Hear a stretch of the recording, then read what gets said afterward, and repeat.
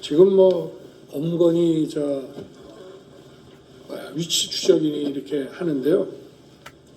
국정원은 수사권이 없고 검거는커녕 위치 추적을 할 수가 없습니다. 뭐 협력해서 한다고 하는데 그런 거를 방첩사령관이 모를 리가 없고, 그래서 저 자체는 이제 말이 안 된다고 저는 보고 있고요.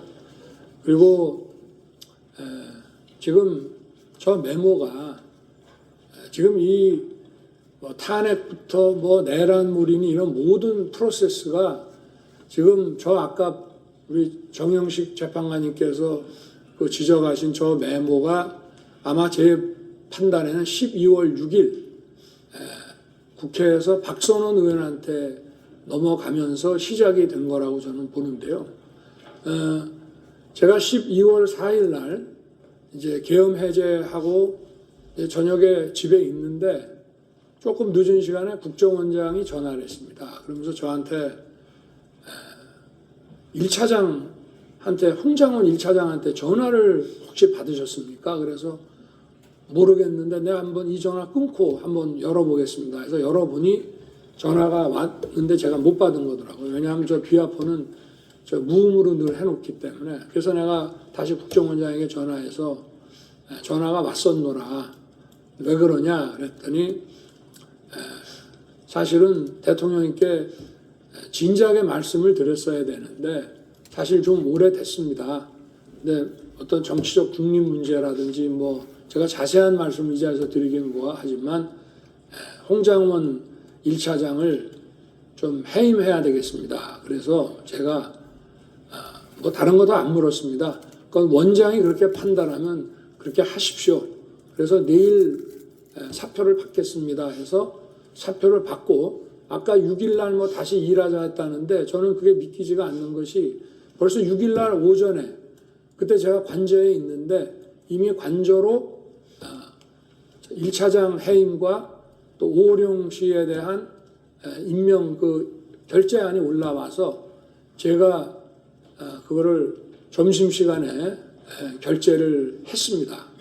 그 이후에 지금 이제 12월 6일 아침 기사부터 이런 체포 얘기가 대통령이 뭐 한동훈 대표를 잡아넣어라 이런 기사가 12월 6일 아침부터 나기 시작합니다. 그래서 이게 쭉 진행되는 것이고요. 그리고 아까 그 국정원장 해외 출장 문제와 관련해서는 제가 전주에 국정원장으로부터 이번 주에는 미국 출장이 있기 때문에 매주 금요일 날 하는 대통령 보고가 어렵습니다 라고 얘기 들은 기억이 나서 제가 화요일 저녁에 국정원장한테 전화를 합니다. 해외에 있는지 국내에 있는지 알기 위해서. 그래서 제가 둘 사이에 약간의 그 미스커뮤니케이션이 있었습니다. 제가 국정원장한테 아직도 거기시죠? 저는 미국에 있는 줄 알고 그랬더니 국정원장이 예 아직도 여기입니다 이래서 저는 해외에 있는 줄 알았습니다. 그래서 처음으로 제가 홍장훈 1차장한테 전화를 하게 됩니다.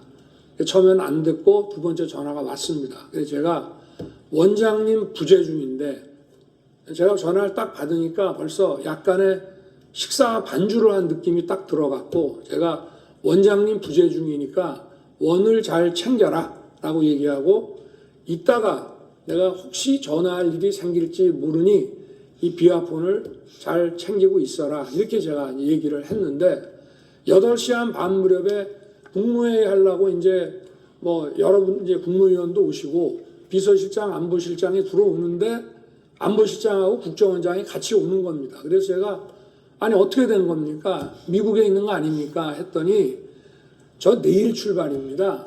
그래서 제가 국정원장한테 나는 원장님 미국 계신 줄 알고 제가 1차장한테 전화를 했습니다. 그랬더니 원장님 부재 중인데 잘 챙기라고 했는데 원장님 여기 계십니다라는 말을 안 합니다. 이렇게 제가 국정원장한테 얘기를 했고요.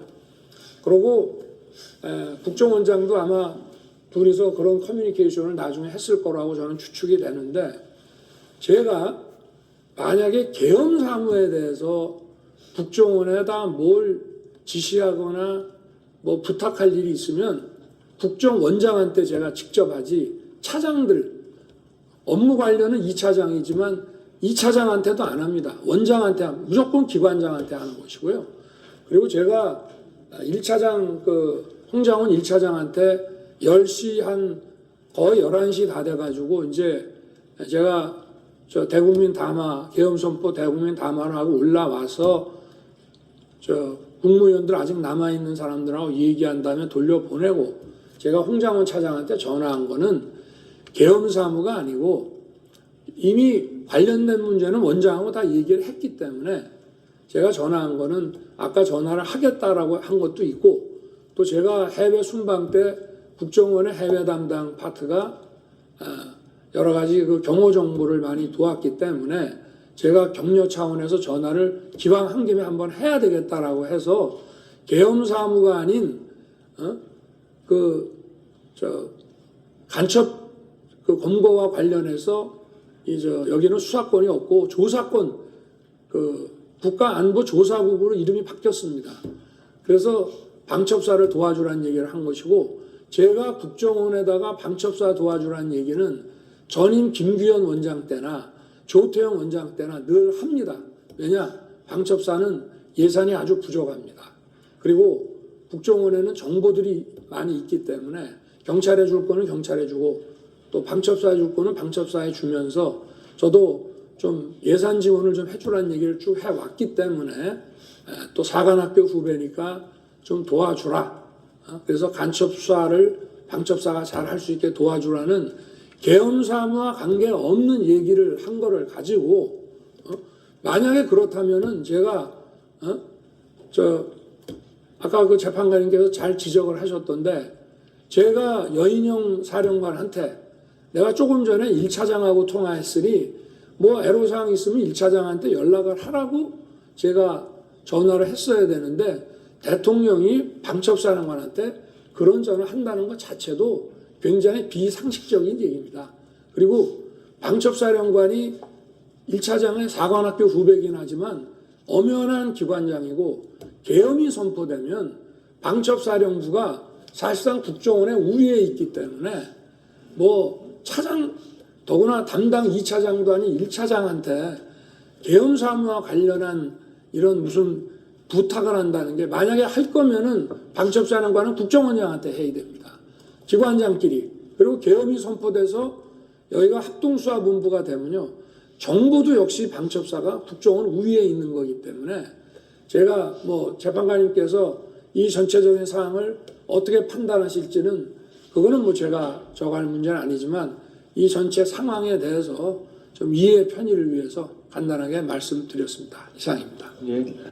제가 여기서는 우리 재판관님들 이해 편의를 해서 한 말씀을 좀 올릴 수 있는 기회를 주셨으면 좋겠습니다. 그 신문상이 아니라 저희들한테 하는 말씀인가요? 그렇습니다. 예, 하십시오. 네.